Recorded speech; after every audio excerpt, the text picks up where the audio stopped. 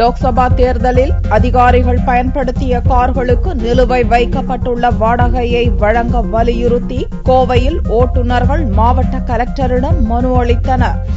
நடந்து முடிந்த லோக்சபா தேர்தலின் போது பணியாற்றிய தேர்தல் பறக்கும் படை அதிகாரிகள், கண்காணிப்பு குழுவினர் வாடகைக்கு கார்களை எடுத்து பயன்படுத்தினர். தனியாரிடமிருந்து வாடகை அடிப்படையில் கார்கள் எடுக்கப்பட்ட நிலையில் அவற்றுக்கான வாடகையை அதிகாரிகள் கொடுக்கவில்லை. இது தொடர்பாக கோவையில் மாவட்ட கலெக்டர் அர்ச்சனா பட்நாயக்கிடம் வாடகை கார் ஓட்டுநர்கள் மனு அளித்தனர். ஒரு ஆளுக்கு கிட்டத்தட்ட 15லிருந்து 20க்குள்ள வரணும், 15,000லிருந்து 20,000 வரைக்குள்ள வரணும்.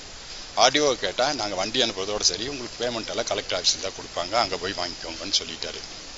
எப்போ கேட்டாலும் இதே பதில் வருது. நாங்களும் என்ன பண்ணுறது, ஓட்டி போட்டு ஒரு மாதம் 10 நாள் ஆக போகுது. எப்போ போய் கேட்டாலும் இதாக வந்துடும், வந்தால் கொடுத்துருவோம், ஃபண்ட் ஒதுக்கல, எலெக்ஷன் ஃபண்ட் இன்னும் வரல, இந்த பதில் தான் சொல்லிட்டு இருக்காங்களோடைய ப்ராப்பராக நல்ல பதில் எதுவும் கொடுக்க மாட்டேங்கிறாங்க. இன்னைக்கு வாங்க கிடைக்குன்னு சொல்கிற அளவுக்கு இல்லை.